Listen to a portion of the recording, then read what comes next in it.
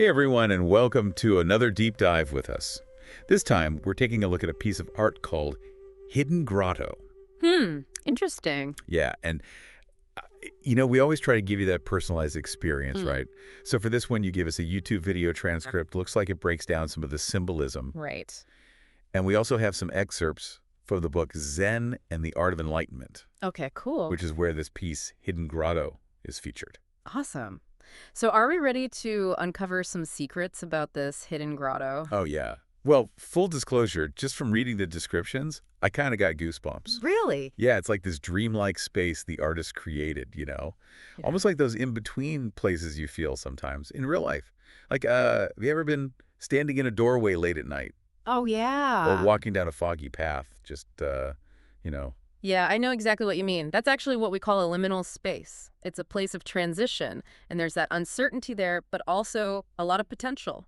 And it's so cool how artists use these spaces to sort of show what's going on inside our minds, and we're on the verge of change or facing something we don't know. Yeah, totally. Okay, so can we paint a clear picture of this hidden grotto for everyone listening? Mm-hmm. What are we actually seeing here? Okay, so picture this. A canvas with these muted blues and greens, almost like a faded memory. Okay. And right in the center, there's this archway, almost like a portal. And it's bathed in this warm, golden light, like it's lit up from within, almost inviting you to come closer. Yeah, and both sources talk about how it's not just clear, defined shapes, right? Uh, It's more about the texture and the shadows, Right. Yeah. creating this mood. It's like you can almost feel these rough, swirling forms. Yes. And they could be like rock or vegetation or even water kind of all blending together. And see how the shadows play at the bottom of the archway. Oh, It yeah. just adds to that mystery. It does. And then there are these subtle reflections rippling in what looks like shallow water leading into the portal. It's like the artist is guiding your eye deeper into the scene, into that unknown. It's pulling you in. It is. There's also that detail that both sources mentioned about this leaning rectangular structure near the portal. Mhm. It could be a door or a frame, I'm not sure, but it adds this human element to the scene. Right. It's so important. It's like this little reminder that you aren't alone when you're facing this portal, whatever it means to you. Others have been there before, feeling that same mix of like being scared but also excited. Speaking of history, the book talks about all the different artistic influences behind Hidden Grotto. It's not just one style. There's Romanticism, Impressionism, Post-Impressionism, and Symbolism all mixed together. It is. It's a real blend. It's like a crash course in art history. It is. So Hidden Grotto, it takes all these pieces from these different art movements and makes its own unique style. Right. Think of it like a really good recipe, but with surprising ingredients. Okay, I like that. For example, there's that touch of Romanticism, which was all about capturing the power of nature. You know those paintings with the tiny figures in front of these huge landscapes? Yeah. They make you feel so small. They do. It's awe-inspiring. Oh, and like those dramatic landscapes by Castor David Friedrich, was it? Yes. You get that same sense of mystery and contemplation in Hidden Grotto. You do. Exactly. But then we've got Impressionism too, right? Remember how they focused on capturing those quick moments of light and atmosphere Right? with loose brushstrokes and kind of a dreamy look? Totally. You could see that in how the water's painted and the way Ah. light plays on all those textures. Oh, for sure. But it gets even more complex. Imagine Impressionism, but with more symbolism and emotion. That's where Post-Impressionism comes in. Right. Think Van Gogh, Starry Night. Yeah, okay. All those swirling brushstrokes, they're not just about light, they're about deep feelings, I see, yeah. And then there's symbolism. It adds a whole other layer of hidden meanings and encourages you to make your own interpretations. Yeah, the portal itself feels symbolic, right? Definitely. And that's where the YouTube transcript really dives in. It connects the portal to all kinds of spiritual and philosophical ideas. Yeah. It's like the portal represents anything that makes you let go of what you thought you knew and step into something new. Oh. That's like Zen practice. Yeah. Letting go of your expectations and just being present in the moment, just like you would if you were actually stepping through that portal. Exactly. And then you've got the I Ching, which is that ancient Chinese text. Right. There's a hexagram called the abysmal water, and it's all about facing challenges and going through uncertainty, like stepping into the unknown depths of the portal. I like that. And the transcript even talks about the Taoist concept of the Tao. They say it's like a source of unlimited potential. Right. It's like the portal becomes a doorway to endless possibilities. Exactly. What's so cool is that Hidden Grotto doesn't just give you one interpretation, it lets you connect with it based on your own experiences and beliefs. It really hits me how this artwork is inviting you, the listener, to bring your own meaning to it. Yeah. What do you see in this portal? A new job? Maybe a project you're starting? A relationship even? Anything that feels like a leap into the unknown. It's like Hidden Grotto isn't just about those outward journeys. It's also about what's happening inside us, those internal landscapes that we all have. Oh, you're right. Before we even got to all those philosophical ideas, I was thinking the portal could be a metaphor for the creative process. Oh, totally. Think about it. The way the light and shadow work together, the textures and reflections, it's all like how we approach something new when we're creating. Yeah, it's like going into that dark archway with just a little spark of inspiration. You don't know what you'll find or how it'll all come together, but you just trust the process. Let the meaning come out naturally.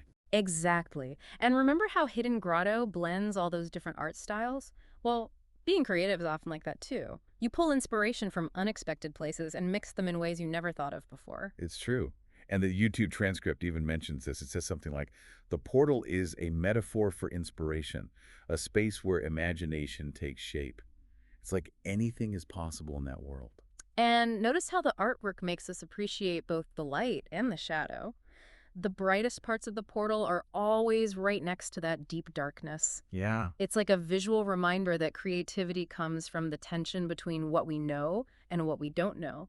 Those moments when things are both clear and uncertain at the same time. It's true.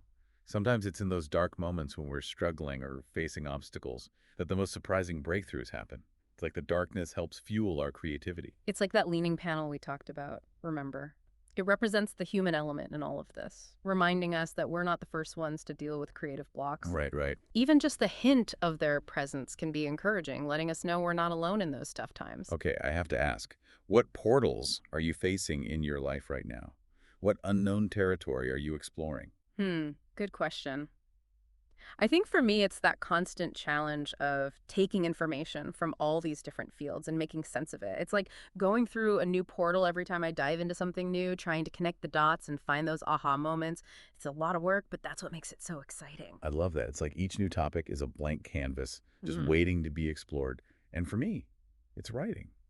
Every empty page is a portal full of stories just waiting to be discovered. What's really inspiring about Hidden Grotto is that it reminds us that we all have those portals in our lives. It could be a new relationship, a change in your career, a creative project, or even a tough personal challenge you're facing. Mhm. We all have our own hidden grottos waiting to be explored. I think the main message here is that we're being invited to approach these portals with curiosity and courage, to embrace the unknown, just like those who came before us, symbolized by that leaning panel. Absolutely.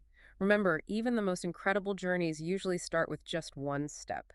What really matters is that we're willing to take that step, to move towards the light, even when we're surrounded by shadows. And to trust that those dark times, those moments of uncertainty, are actually what lead to the most growth and change.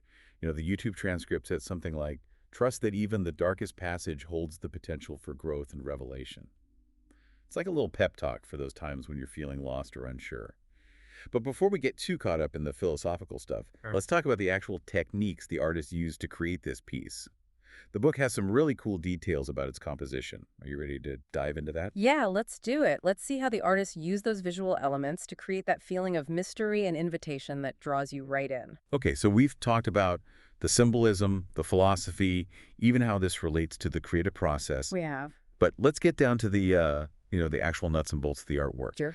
The book describes the technique as sketch-based, Okay. with like delicate layering and a focus on creating a feeling rather than a photorealistic image. Right. It's interesting because our artist uses this limited color palette, warm grays, dusty yellows, and then those muted blues and greens. I see. And it creates depth and atmosphere. It's not about getting every single detail perfect. That's right. It's about capturing the mood, the feeling. That makes sense. Yeah. And the book mentions the artist using like fine cross-hatching and these wispy scribbles to give the rock faces texture. Yeah, It's like you can almost feel how rough the stone is just by looking at it. exactly. And then those faint horizontal lines on the water. Oh, yeah. They create this illusion of ripples and reflected light, which adds to the tranquility and mystery. It's all about suggestion, letting you, the viewer, Fill in the gaps with your imagination. I love that. It's like the artwork becomes a collaboration Mm. between the artist and the person looking at it. It is, and that's a key part of Zen aesthetics. Mhm. The artwork isn't really complete until the viewer engages with it. They bring their own perspective to the experience. It's like the artwork is a portal, taking us not just to a place, but to a deeper understanding of ourselves and the world. Exactly. And choosing to leave some details undefined, to use that fluid, sketchy style, it emphasizes that ambiguity. It invites the viewer to help create the meaning.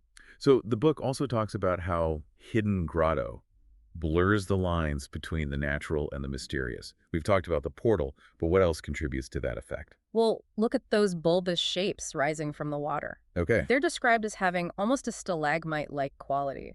So something we recognize, but also otherworldly at the same time. It's like nature is transforming into something magical. Yeah, something beyond how we normally see things. Right. And the way those shapes are painted, in those pale washes of cream and ochre, it's like they're glowing from the inside. Yeah, it really blurs the line between reality and a dreamscape. Totally. Like the artist is suggesting there's a hidden dimension, a world of possibilities that exists just below the surface of what we see. This whole conversation has been so inspiring. I'm ready to go find my own portal, embrace the unknown, and see where it leads. And that's the amazing thing about Hidden Grotto, right? It reminds us that life is all about exploration, this constant dance between light and shadow, knowing and not knowing. It's a call to action, to face those challenges, chase those dreams, explore those unknown paths, all with wonder and courage. Remember what the YouTube transcript said. Trust that even the darkest passage holds the potential for growth and revelation. Yeah. It's like this powerful reminder that even when you're unsure, there's always hope for something incredible waiting on the other side. And to build on that, I'll leave you with a thought from the Zen tradition. The obstacle is the path. Maybe this deep dive into Hidden Grotto will inspire you to see those challenges as opportunities to grow and the unknown as a place of endless possibilities. Until next time.